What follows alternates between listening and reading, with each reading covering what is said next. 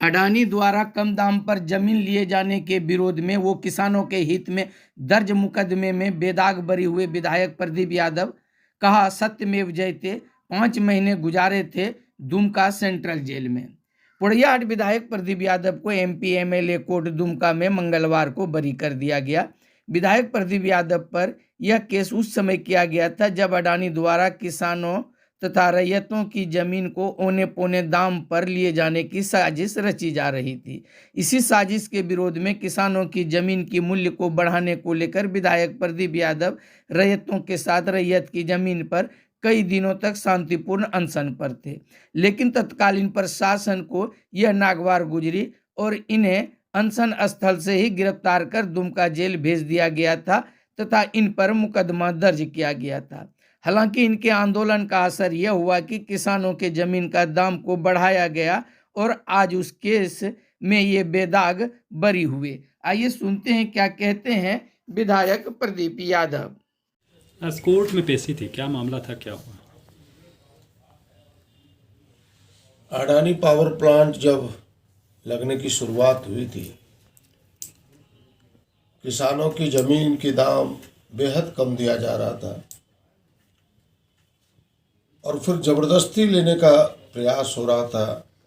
उस समय हमने शांतिपूर्ण तरीके से, लोकतांत्रिक तरीके से, पूरी सूचना के साथ एक अनिश्चितकालीन अनशन रखा था।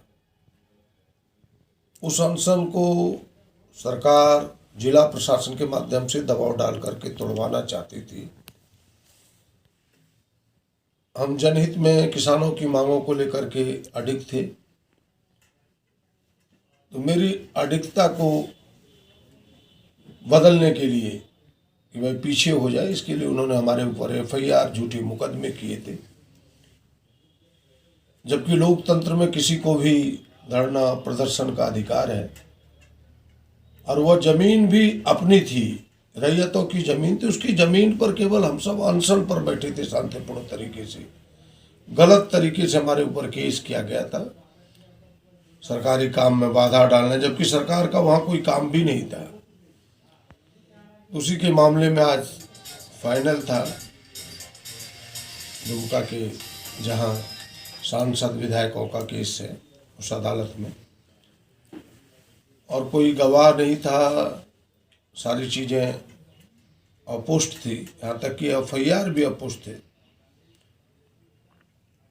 तो हमें बाइज्जत बरी किया गया है। और मैं पहले भी कहता था कि सारे मुकदमे झूठे हैं, न्यायालय में टिकेगा नहीं, लेकिन सरकार की हठधर्मिता थी, तानाशाही थी उनकी, जिसका पहला कदम आज देखने को मिला निर्णय के रूप में, और इस निर्णय का हम स्वागत करते हैं। इस मामले में आपको जेल भी जाना पड़ा था? बिल्कुल, इस मामले में हम 5 महीने तक जेल थे इस झूठे मुकदमे में, और कई मुकदमे थे उसके साथ, लेकिन उसमें से एक यह भी था और यह पहला केस था जिसको लेकर के मुझे इसी दुमका सेंट्रल जेल में 5 महीने तक रहना पड़ा।